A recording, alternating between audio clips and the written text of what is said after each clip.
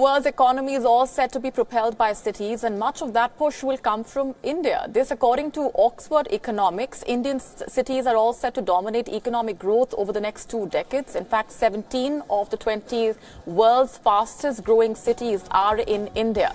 Surat, a diamond processing and trading center in the western state of Gujarat, will see the fastest expansion through 2035.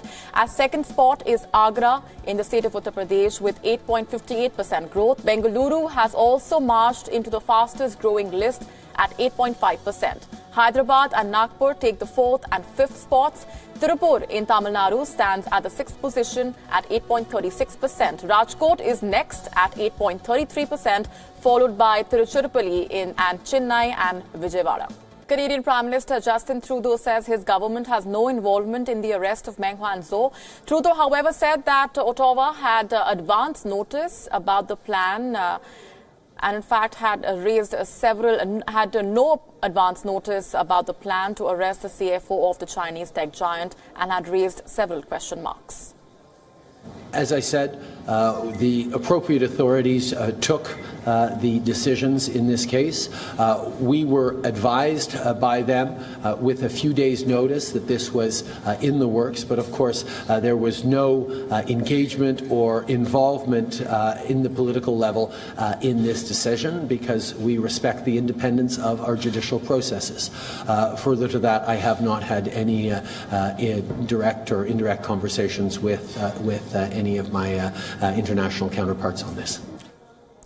This is Trudeau's first comment since the high-profile arrest. Meanwhile, in a statement, Huawei said that it had complied with all applicable laws and regulations where it operates, including applicable export control and sanction laws and regulations of the United States and the European Union as well. China, too, has demanded Meng's release, saying that neither Canada nor the US has provided any evidence.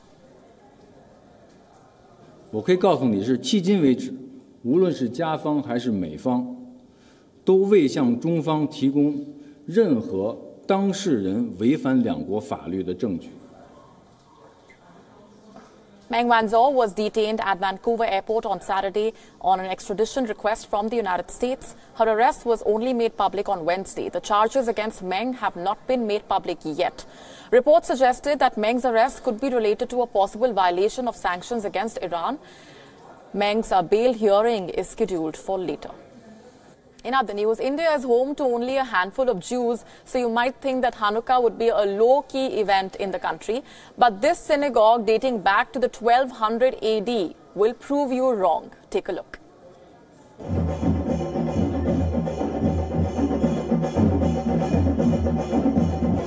Tucked away behind a nursery in Kochi, this is one of the oldest synagogues in the South Indian state of Kerala.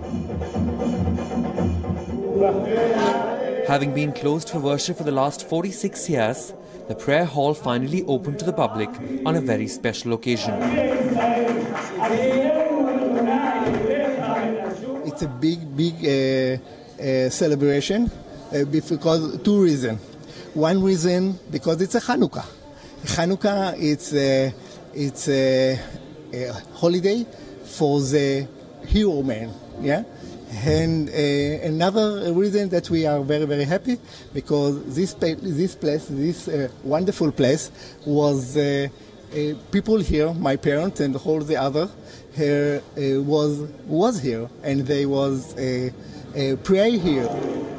Decked up in bright lights, this 800-year-old synagogue is a scene of Jewish festivities these days. Young and old gathered to celebrate one of the most holy festivals of Judaism.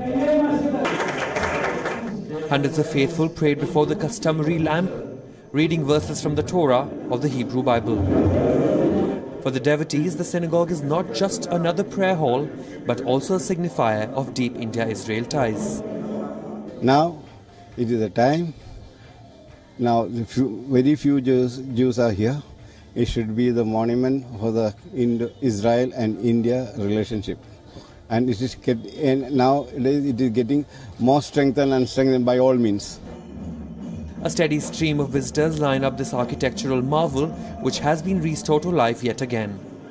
Bureau Report, WION, World is One. there's some good news for cricket fans in India. A startup in the city of Bengaluru has developed a mechanical bowling machine that makes batting practice simpler, cheaper and better. WION's Nishtita Virendra bringing us this special report. It's an innovation that aims to revolutionize cricket practice in India. Developed by Pratik Palanetra, a cricket enthusiast himself, this is the first such bowling machine in the country. It enables batsmen to practice with different kinds of balls and of varying length and line. Accessibility, affordability and convenience was the key factors around which the product evolved as to what it is today.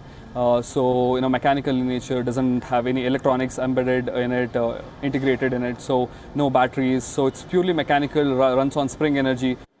The portable machine does not require any source of power and is capable of throwing balls with variations in line and length similar to a real bowler. The throwing arm is connected to a foot level and spring cable system. It is pulled down and locked before the ball is placed in the cup. The arm, when released, flings that ball towards the batsman. Wherever we play with the electronic bowling machine, so it comes in a single line length. So we know the predefined line length spot and all. So we come to the line and we whack the ball. But here we have the natural variation in the ball, which helps the batsman to adjust himself how he plays in the matches. So and the one more thing what is helping also is that always the batsmen will be ready to bat. So they want to bat for long sessions.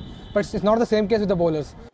The ball holder in the machine can be set at different angles and orientation using a knob that enables the batsman to play variations of length and swing.